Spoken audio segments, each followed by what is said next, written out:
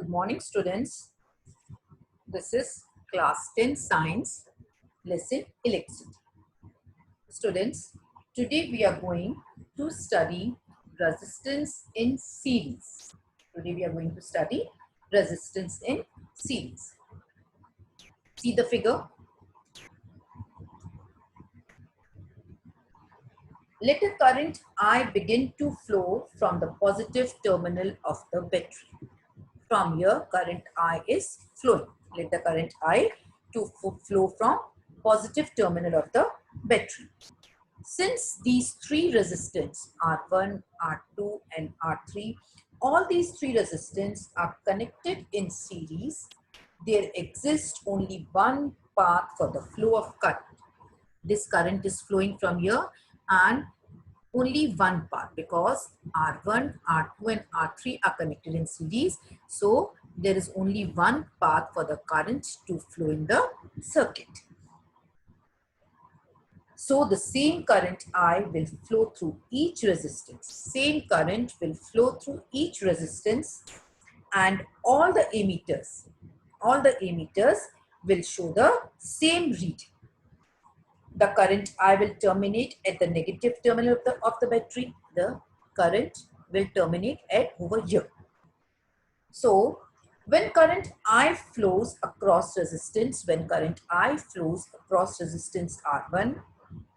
R2 and R3, according to Ohm's law, the voltage or potential drop across each resistance will be the potential drops across each resistance will be V1 across R1, V2 across R2, V3 across R3.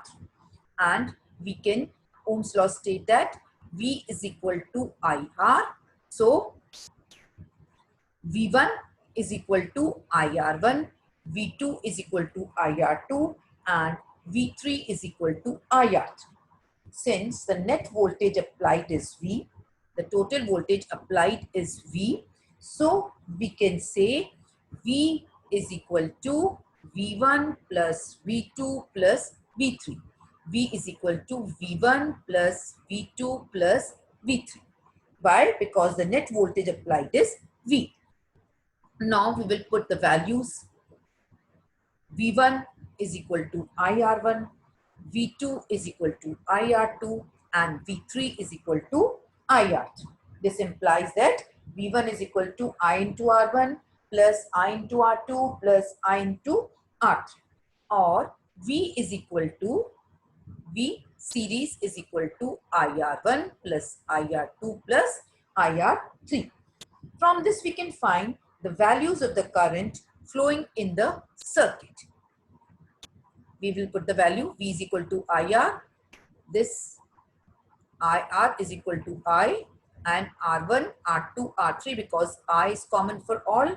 Then simplifying this I and this I, we get R is equal to R1 plus R2 plus R3.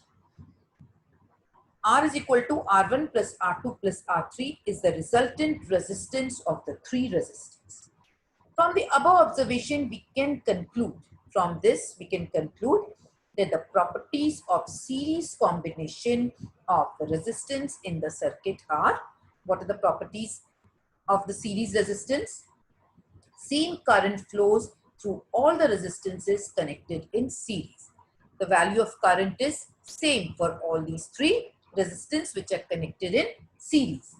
Voltage drop across each resistance of series is directly proportional to the corresponding resistance. Voltage drop across each resistance of series combination is directly proportional to the corresponding resistance. The net voltage applied across series combination of resistance is divided among three resistances. The net voltage, the total voltage is divided among all three resistances in such a way that the sum of the voltage drop across the separate resistance is equal to the net applied voltage. The value of this voltage will equal to this plus this plus this. Net resistance of the series combination of resistance is equal to the sum of individual resistance. total resistance will be equal to the sum of individual resistance. So we can say the value of resistance when connected in series adds up and it is bigger than the value of the minimum resistance. Total value of resistance is bigger than the value of individual resistance, and as the resistance is high, so the current flowing in the circuit will be low. What resistance is high, so the current will be low. Now RS, we indicate this as RS, means R series is equal to R1 plus R2 plus R3. Now we'll study about properties of parallel resistance combination, properties of parallel combination of resistance. We conclude that effective resistance of several resistors joined in series is equal to the sum of the individual resistance. Now resistance in parallel. Minimum effective resistance. Minimum effective resistance. That this was maximum effective resistance, means the value of resistance increases in series, and minimum effective resistance. You can see the figure. Three resistance wire R1, R2 and R3 are joined in parallel. Now let us see. Same thing happens. A current I flows in the circuit due to potential applied V. Current I is flowing in the circuit due to the applied voltage V. When current I reaches a terminal A, when current I reaches over here, it divides into 3, 1, 2 and 3. It is divided into 3 components, I1, I2 and I3. Currents I1, I2 and I3 reunites at point B. See, current I is dividing over here, I1, I2 and I3, and as the current flows over the 3 resistance, it reunites over here. Thus, at the terminals A and B, we have the net current flowing in the circuit. At these 2 terminals, we have the net current flowing in the circuit. Suppose the resultant resistance of parallel combination of resistance R1, R2 and R3 is 3. R1, R2 and R3 is R. Then according to Ohm's law, I is equal to V by R. Total I is equal to V by R. We see that the voltage drop across the terminal A and B is V. Means this terminal A and this B, the voltage drop is V. That is, the voltage drop across each resistance of parallel combination is the same and is equal to the applied voltage. Here voltage drop across each resistance is same. Current is different, voltage drop is same. And it is equal to the total of the voltage applied. Thus, the current I flowing through the resistance R1 is the current I1 flowing through this resistance is I1 is equal to V by R1. Then I2 is equal to V by R2 and I3 is equal to V by R3. Now, we can add all the values of I on substituting. I is equal to V by R. I is equal to, see over here,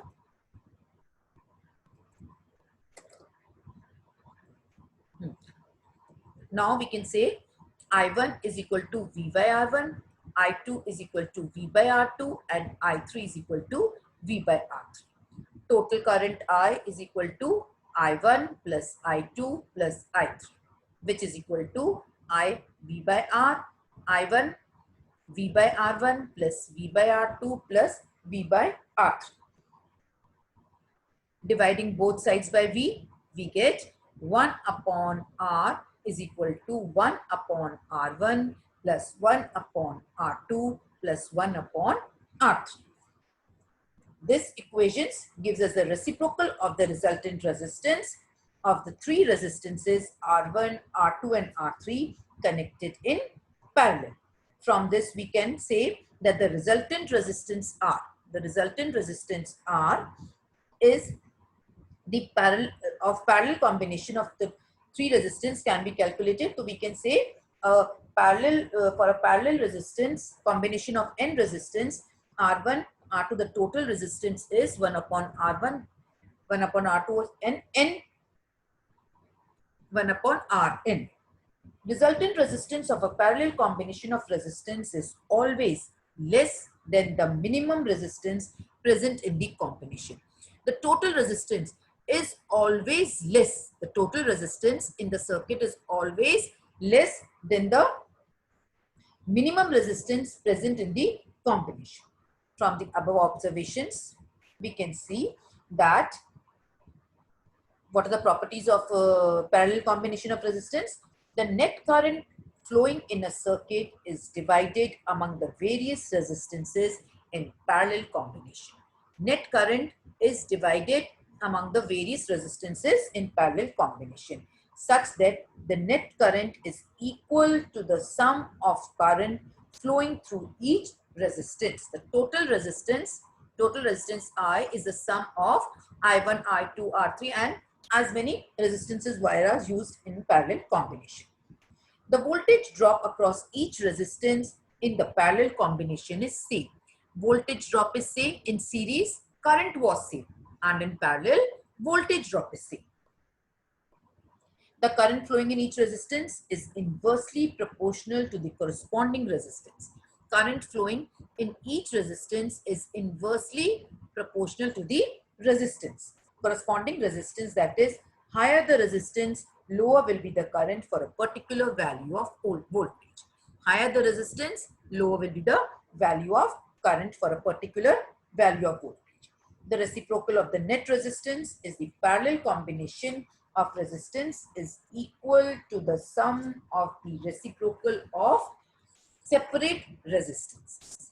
Means here the value of resistance will be less and the value of current will be more.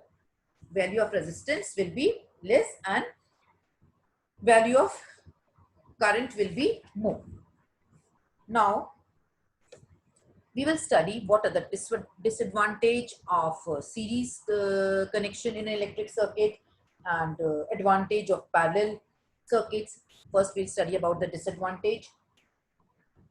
Devices connected in series circuit do not operate under optimal conditions due to voltage drop of each device.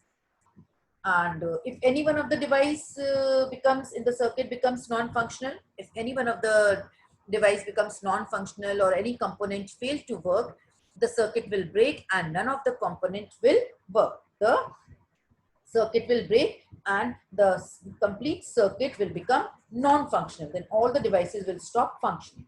Then it is difficult to find the non-functional or non-working device connected in series circuit, and devices connected in series circuits cannot be switched off independently. Independently they cannot be switched on and off.